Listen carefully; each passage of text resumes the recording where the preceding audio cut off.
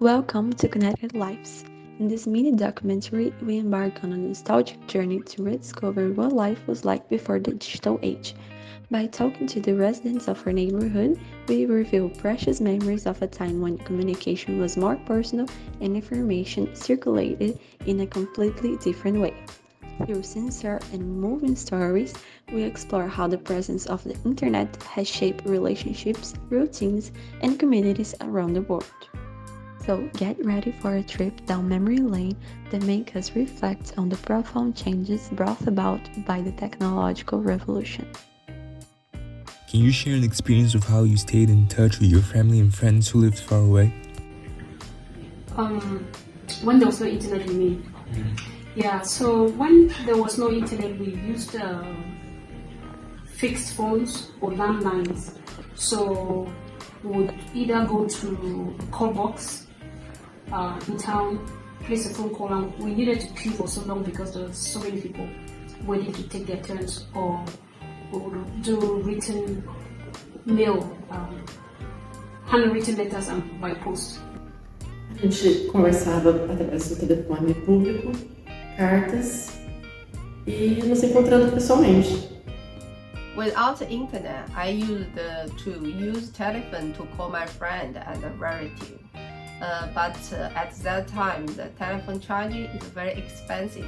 It's charged by every minute. How did you conduct research for work, school, or personal interest without online resources? It was definitely more difficult. However, there were a lot of resources like books and newspaper articles and interviews again, but not many people had access to good education, for example, to libraries and to where they can get the newspaper articles from. So it was very difficult, and the people we were supposed to interview to collect our resources and our research, they weren't necessarily the people we needed. For example, if it's studies about international research, we couldn't do it because we couldn't obviously travel for the interview, and that was the most difficult part about it. I had to pay the library membership to gather the material from the textbook. Com certeza era muito mais divertido do que hoje, porque a gente marcava de ir até uma biblioteca. Antes de ir na biblioteca, a gente passava numa banca, comprava revistas, jornais, para ter como material de recorte também, e passava uma tarde toda com o grupo na biblioteca. Without online resources, at that time we use the library. We go to library and research for information. What were the most common leisure activities in your neighborhood before the arrival of the internet? Well, like I said before, most of the things that we did were outdoor. Most of the leisure activities included outdoor play, football for most boys, handball for girls, and there's something we used to call back in the village dodging, hopscotch, other leisure things included going for walks, looking for fruits in the farms. Those were the leisure things that we did at that time. So it involved a lot of physical contact with other human beings.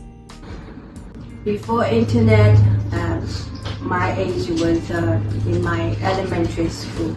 So most of the time, the neighborhood or the neighbors and friends were sitting outside the courtyard, feeling the nature, we talking. It's not that much internet or television either. Кіно ходили, отдихати їздили у Крим. В общество їздило отдихати у Крим. Кожне літо брали дітей із хазяїном чи з чоловіком і їхали віддихати на 10 днів, 15 днів і приїжджали. А тоді дітей перед школою, дітей в школу виряджали. As crianças elas se reuniam na rua para brincar de bola, de jogos, mesmo rodas de conversas.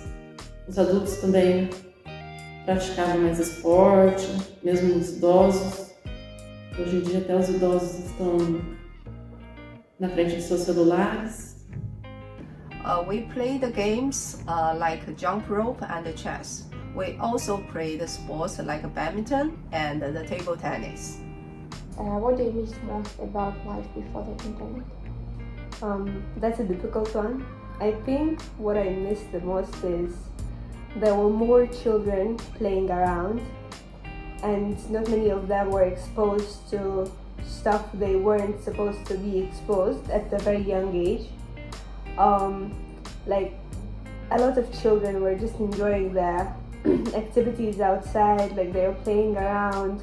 Nobody was on their phones, nobody was playing games and everything, and it's definitely affected how they moved on in their life and how they adapted to school and everything. So yeah, I feel like that's the most important thing that I miss about life without internet. Before the internet, I think we kind of hang out in person, and then have an eye contact, more communication between face to face.